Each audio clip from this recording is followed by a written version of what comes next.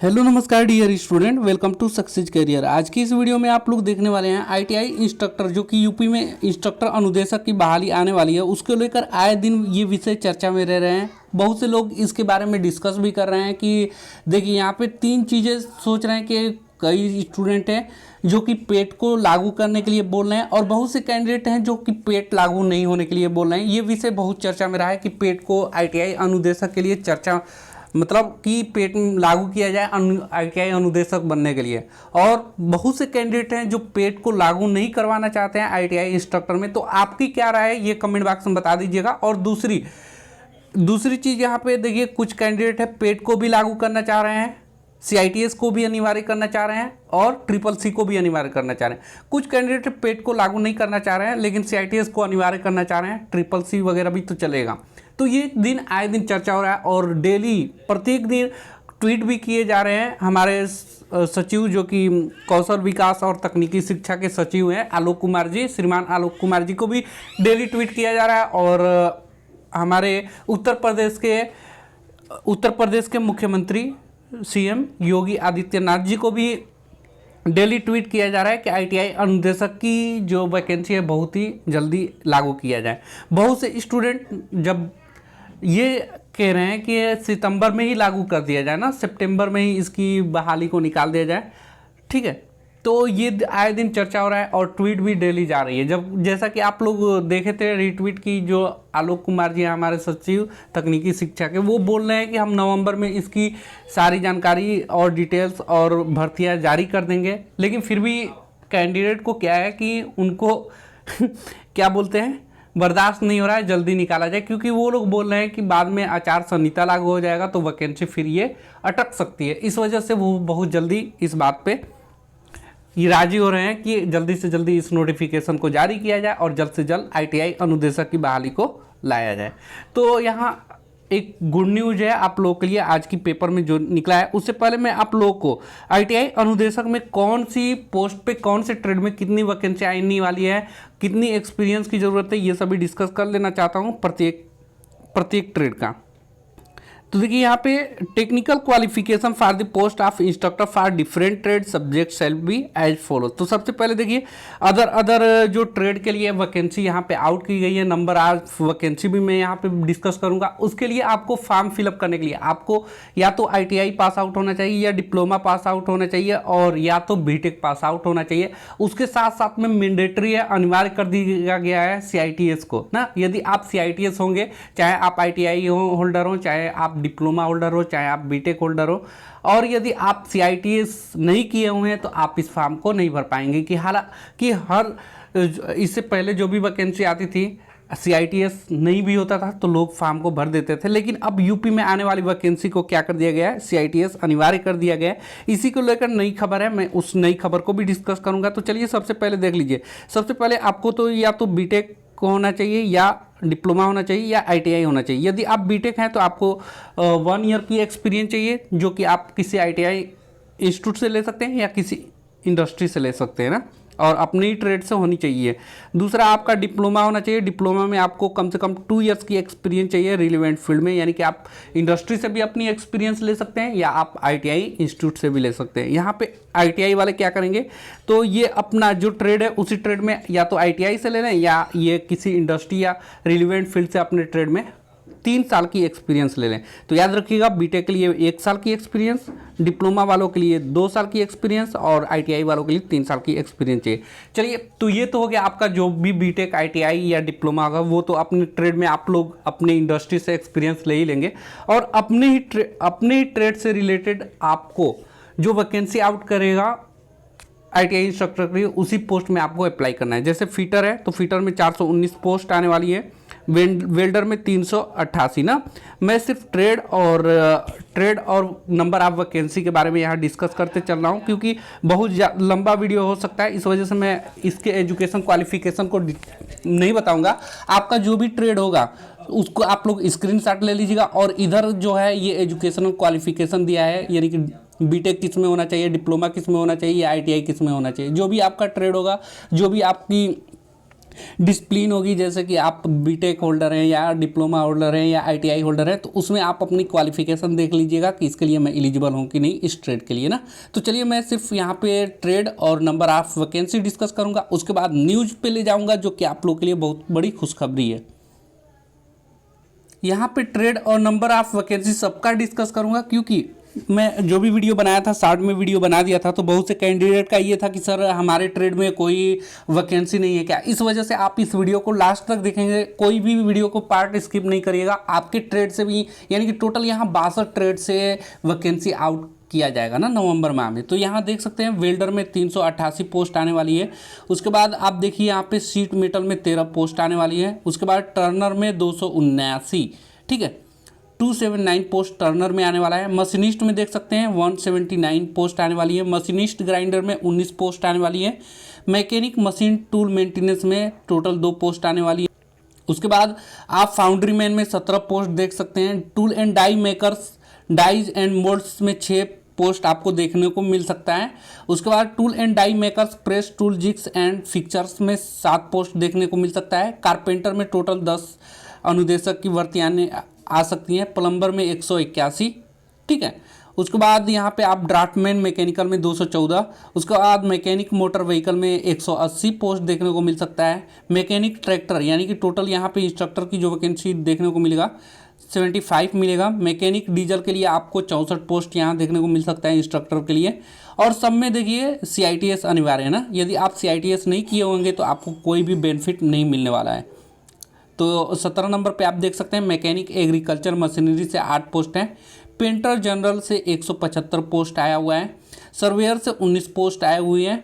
उसके बाद draughtsman civil से 136 पोस्ट आया हुआ है। Refrigeration and air conditioning technician से टोटल 363 पोस्ट है। काफ़ी मात्रा में यहाँ वैकेंसी आ गई है। इंजीनियरिंग ड्राइंग में 260 पोस्ट है ना। यदि मान लीजिए आप इंजीनियरिंग ड्राइंग में भरना चाह रहे होंगे तो यहाँ पे आप देख सकते हैं बीटेक आपका किसी भी इंजीनियरिंग ट्रेड से होनी चाहिए, ठीक है। उसके साथ में आपका 1 ईयर्स का एक्सपीरियंस है तो आप इंजीनियरिंग ड्राइंग के भर सकते हैं। ऐसे ही आपका एजुकेशनल क्वालिफिकेशन देख लेना है कि किस ट्रेड में मेरी एलिजिबिलिटी है कि नहीं ना, क्योंकि मैं एक पे सेपरेट वीडियो बनाया था, उसका लिंक मैं आपको डिस्क्रिप्शन बॉक्स में दे दूंगा, तो वहाँ से जाकर देख लीजिएगा। उसमें क्वालिफिकेशन के साथ मैं बता दिया हूँ। यहाँ पे सिर्फ वैकेंसी देख लीजिए। वर्कशॉप कैलकुलेशन के लिए 288 पोस्ट निकल कर आया है। उसके बाद इलेक्ट्रीशियन के लिए 554 पोस्ट आया है। सबसे ज़्यादा वैकेंसी जो आउट की गई है वो इलेक्ट्रीशियन ट्रेड में ही आउट की गई है। उसके बाद वायरमैन में 184 पोस्ट हैं। इलेक्ट्रॉनिक्स मैकेनिक्स में आप देख सकते हैं 230 पोस्ट देखने को मिला है। और information communication technology system maintenance में 186 इंस्ट्रक्टर की वैकेंसी आ सकती है। उसके बाद इंस्ट्रूमेंट मैकेनिक्स में 33 पोस्ट। सेक्रेटरियल प्रैक्टिस इंग्लिश में 6 पोस्ट। स्टेनोग्राफी में 107 पोस्ट, ठीक है। स्टेनोग्राफी ये कौन सा था, हिंदी वाला। कितनी पोस्ट आपको देखने को मिला है यहाँ पे 107। सेक्रेटरियल असिस्टेंट हिंदी जो है स्टेनोग्राफी का, इसमें 107 है। लेकिन इंग्लिश वाले में देखिए टोटल 22 पोस्ट ही आई हैं। स्टेनोग्राफी सेक्रेटरियल असिस्टेंट इंग्लिश में टोटल 22 पोस्ट आई हुई हैं। कॉस्मेटोलॉजी में बहुत ज़्यादा वैकेंसी आई हुई है, 295 पोस्ट आई हुए कॉस्मेटोलॉजी में। तो कॉस्मेटोलॉजी वाली जो भी स्टूडेंट वो लोग खुश हो जाइए, बहुत ही अच्छा मात्रा में यहाँ कॉस्मेटोलॉजी की भी ट्रेड मिल रहा है। और स्विंग टेक्नोलॉजी की, जो कि आप लोग हमेशा पूछते हैं कि सर बता दीजिए स्विंग टेक्नोलॉजी की वैकेंसी आती है कि नहीं, तो देख सकते हैं यहाँ पे 144 पोस्ट स्विंग टेक्नोलॉजी की भी आया हुआ है। ड्रेस मेकिंग से 194 पोस्ट आने वाली हैं। तो यहाँ पे हर एक ट्रेड में वैकेंसी आउट की गई है total. Surface ornament technique embroidery के लिए 34 पोस्ट आई हुई हैं। फैशन डिजाइन एंड टेक्नोलॉजी के लिए 242 पोस्ट, बाप रे। तो यहाँ पे हर एक ट्रेड के लिए सदाबहार है, यानी कि बहाली बहुत ही ज़्यादा, ठीक है। Computer aided embroidery and designing में 25 post. Computer operator and programming assistant में 297। कोपा वाले तैयार हो जाएं, पढ़ाई अपनी जारी कर दीजिए। नवंबर में जो वैकेंसी आए तो ये मिस न कर पाएँ आप लोग ना। उसके बाद प्लास्टिक प्रोसेसिंग ऑपरेटर के लिए आपको 13 पोस्ट देखने को मिलता है। इंटीरियर डिजाइन डेकोरेटेड के लिए 5 पोस्ट, ठीक। इलेक्ट्रोप्लेटर के लिए 7 post. Mechanic auto body repair के लिए 6 post. Leather goods and maker के लिए 6 पोस्ट।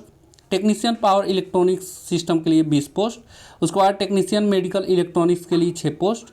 एम्प्लॉयबिलिटी स्किल के लिए आप लोग देख सकते हैं काफ़ी अच्छा वैकेंसी है। यहाँ पे 139 पोस्ट आए हुए हैं। IT लैब के लिए 139 पोस्ट आए हुए हैं। उसके बाद हेल्थ सेंट्री इंस्पेक्टर के लिए 2 पोस्ट।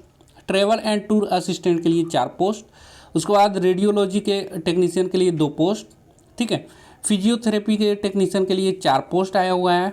उसके बाद multimedia animation and specific effect के लिए 2 पोस्ट, मैकेनिक 2 एंड 3 व्हीलर्स के लिए 4 post, lift and escalator mechanic के लिए 2 पोस्ट, इंडस्ट्रियल के लिए 4 पोस्ट, उसके बाद फूड प्रोडक्शन के लिए 2 पोस्ट, उसके बाद आप देख सकते हैं fire technology and industrial safety management के लिए 2 पोस्ट देखने को मिल सकता है आप लोगों को, डिजिटल फोटोग्राफर के लिए 2 पोस्ट, उसके बाद टेक्सटाइल वेट प्रोसेसिंग टेक्नीशियन के लिए 2 पोस्ट, इंफॉर्मेशन टेक्नोलॉजी के लिए 4 पोस्ट, उसके बाद 61 नंबर की मैकेनिक ऑटो बॉडी पेंटिंग के लिए 2 पोस्ट, और 62 जो कि लास्ट नंबर का है मैकेनिक कंज्यूमर इलेक्ट्रॉनिक एप्लियंस के लिए यहाँ पे टोटल 2 पोस्ट आपको देखने को मिल सकता है। उसके बाद आप लोग देखेंगे यहाँ पे number of post foreman instructor 868 है ना, तो यहाँ पे 2 तरह की वैकेंसी, एक इंस्ट्रक्टर की वैकेंसी निकाली गई है जाएंगी और दूसरा फोरमैन इंस्ट्रक्टर के लिए। तो यहाँ पे जो न्यूज़ है फोरमैन इंस्ट्रक्टर को लेकर आई है और इंस्ट्रक्टर के लेकर आई। चलिए मैं उस न्यूज़ को भी दिखा दे रहा हूँ जो कि आपके लिए काफ़ी खुशखबरी है, जो कि आपके ट्वीट की वजह से ये आया हुआ है। चलिए देखते हैं उसको भी। देखिए आज के पेपर में अनुदेशक बनने के लिए अनिवार्य होगा CITS, जो कि आपके लिए बहुत ही बड़ी खुशखबरी है। पेड के लिए कोई अभी नोटिफिकेशन जारी नहीं किया गया है, लेकिन पेड मानकर चलिए अनिवार्य हो भी सकता है और नहीं भी हो सकता है। ये नवंबर में नोटिफिकेशन में जो जारी होगा उसके हिसाब से देखा जाएगा। हालांकि आलोक हमारे तकनीकी शिक्षा के सचिव जो हैं कौशल विकास के, वो बोल रहे हैं कि अगर UPSSC पेड के थ्रू कोई भी वैकेंसी आउट की जाएंगी तो उसमें UPSSC पेड देना अनिवार्य होगा, ठीक है। तो यहाँ पे एक पेपर की कटिंग भी मैं आप लोगों को दिखाया था कि UPSSC ही आप लोगों का इंस्ट्रक्टर की वैकेंसी के लिए नोटिफिकेशन जारी करेगा।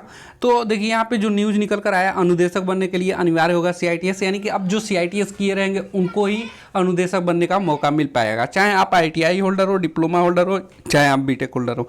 CITS किए हैं तब भी आप फॉर्म को भर सकते हैं। और दूसरी, जैसा कि मैं आप लोगों को बताया हूँ, एक इंस्ट्रक्टर की वैकेंसी आई हुई है, एक इंस्ट्रक्टर फोरमैन की वैकेंसी आई हुई है। तो इंस्ट्रक्टर के लिए वैकेंसी जो आउट की गई है, इसी में आपका प्रमोशन होकर इंस्ट्रक्टर फोरमैन बनते हैं। तो पहले क्या होता था, यहाँ पे पढ़ लीजिए, मैं आप लोग को ये समझा देना चाहता हूँ अच्छे से। पदोन्नति में BTech डिग्री धारकों को मिलने वाले आरक्षण को लिया गया वापस, ठीक है। पहले क्या होता था, BTech डिग्री जो किए हुए हैं उनको जल्दी फोरमैन बना दिया जाता था, ITI और डिप्लोमा वालों के लिए फोरमैन नहीं बनाया जाता था। तो उसी को लेकर यहाँ बड़ी खबर है कि अब ITI वाले और डिप्लोमा होल्डर वाले भी क्या बन सकते हैं, फोरमैन बन सकते हैं। इसके लिए यहाँ पे देखिए, राजकीय औद्योगिक संस्थानों में अनुदेशक बनने के लिए अब क्राफ्ट इंस्ट्रक्टर ट्रेनिंग स्कीम, यानी कि CITS करने वाले अभ्यर्थी को ही मौका मिलेगा ना। अब अनुदेशक बनने के लिए CITS करने वाले को ही, अभ्यर्थी को ही क्या मिलेगा, मौका मिलेगा। वही पदोन्नति में BTech डिग्री धारकों को मिलने वाली 25% आरक्षण को वापस ले लिया गया है, यानी कि अब डिग्री धारकों को कोई बेनिफिट यहाँ पे नहीं मिलेगा। दूसरी है, अब इन संस्थाओं में कार्यरत BTech डिप्लोमा या ITI उत्तीर्ण अनुदेशकों को वरिष्ठता के मुताबिक ही पदोन्नति होकर फोरमैन बनने की मौका मिलेगा। यानी कि आप BTech हैं, डिप्लोमा हैं या ITI हैं, जिनकी वरिष्ठता अधिक होगी, यानी कि जिनकी नॉलेज अधिक होगा, उन्हीं को पदोन्नति मिलेगा। अब BTech वालों के लिए स्पेशल जो पहले मिलता था वो नहीं मिलेगा। तो सबके लिए समान कर दिया है, चाहे आप ITI होल्डर हो, चाहे डिप्लोमा होल्डर हो, चाहे BTech होल्डर हो ना। इस संबंध में व्यवसायिक शिक्षा एवं कौशल विकास सचिव ने आदेश जारी कर दिया है। उत्तर प्रदेश औद्योगिक प्रशिक्षण संस्थान कर्मचारी संघ के प्रांतीय अध्यक्ष अखिलेश कुमार सिंह और महामंत्री अर्चना मिश्रा ने बताया कि ITI उत्तीर्ण या डिप्लोमा धारक CITS को ही अनुदेशक के रूप में राजकीय ITI संस्थानों में नियुक्ति मिलती रही है। 5 साल से अधिक की सेवा देने के बाद वो पदोन्नति के हकदार हो रहे थे, यानी कि जो डिप्लोमा और ITI होल्डर इंस्ट्रक्टर बन जाते थे और उनको कम से कम 5 साल वर्क करने के बाद, यानी कि 5 साल सेवा देने के बाद वो उनकी पदोन्नति होती थी। और यही बीच में नियमावली में बदलाव कर BTech डिग्री को भी अनुदेशक बनाए जाने के साथ उन्हें 5 साल के अंदर ही पदोन्नति का लाभ देकर फोरमैन बनाने का निर्देश विभाग की ओर से जारी कर दिया गया था। तो उस समय जारी क्या किया गया था कि ITI और डिप्लोमा होल्डर वाले 5 साल सेवा करने के बाद ही पदोन्नति हो सकते हैं, यानी कि 5 साल लगातार वर्क करेंगे उसके बाद ही उनको प्रमोशन होगा। लेकिन इसमें जो BTech होल्डर थे ये फायदा ले लेते थे कि 5 साल के अंदर ही क्या कर लेते थे, देखिए यहाँ पे लिखा है 5 साल के अंदर ही पदोन्नति हो जाते थे। तो इस समय ITI और डिप्लोमा वाले क्या कर रहे थे, इंतजार करते थे 5 साल हो जाने दो तब पदोन्नति होती, तब तक डिप्लोमा वाले अपनी प्रमोशन करा लेते थे। तो लेकिन अब ये चीज़ें नहीं है, क्योंकि यहाँ साफ साफ लिख दिया गया है देखिए, जिसकी वजह से सीआईटीएस करने वाले कर्मचारी में रोष था। उनका कहना था कि समान काम के समान तरीके से पदोन्नति किया जाना चाहिए, यानी कि समान कार्य कर रहे हैं, चाहे आप डिप्लोमा होल्डर हैं, चाहे आईटीआई होल्डर हैं, चाहे बीटेक होल्डर हैं, समान कार्य कर रहे हैं तो समान हकदार भी होनी चाहिए ना। तो ये अच्छी बात है, समान कार्य के लिए, ये हमारी संविधान में भी है, समान कार्य के लिए समान वेतन और समान वर्क होनी चाहिए, ठीक है। मगर कोई सुनवाई नहीं हो रही थी, जिसके बाद संगठन में व्यावसायिक शिक्षा एवं कौशल विकास सचिव के साथ साथ मुख्यमंत्री के समक्ष अपनी समस्याओं को रखा। आखिरकार संगठन के प्रयासों पर सरकार ने मुहर लगा दी, यानी कि अब ये मुहर लग चुका है। चाहे आप आईटीआई होल्डर हो, चाहे डिप्लोमा होल्डर हो, चाहे बीटेक होल्डर हो, यदि आपको प्रमोशन करना होगा तो उनको उनके क्वालिफिकेशन, ठीक है, और उनकी वरिष्ठता को देखकर, यानी कि उनकी नॉलेज को देखकर अब प्रमोशन मिलेगा। ये नहीं कि बीटेक वाले होल्डर वाले हैं तो उनको प्रमोशन कर दिया ना, यहाँ पे अब सबके लिए बराबर कर दिया। ये एक सबसे अच्छी बात है। और साथ में सबसे अच्छी बात यह है कि यूपी में आईटीआई इंस्ट्रक्टर बनने के लिए सीआईटीएस को अनिवार्य कर दिया गया। ये सिर्फ आप लोगों की सपोर्ट की वजह से हो पाया है। वीडियो अच्छा लगेगा तो लाइक कर दीजिएगा और अपना राय जरूर कमेंट बॉक्स में बताइएगा कि पेट अनिवार्य होना चाहिए या नहीं होना चाहिए, ठीक है। आज के लिए वीडियो में इतना ही। वीडियो हेल्पफुल लगेगा तो लाइक कर दीजिएगा और चैनल पे पहली बार होंगे तो चैनल को सब्सक्राइब कर दीजिएगा कि आने वाली अनुदेशक बहाली से रिलेटेड सभी राज्यों की जानकारी आप लोगों को मिल पाए। आज के लिए वीडियो में इतना ही। Thanks for watching this video guys.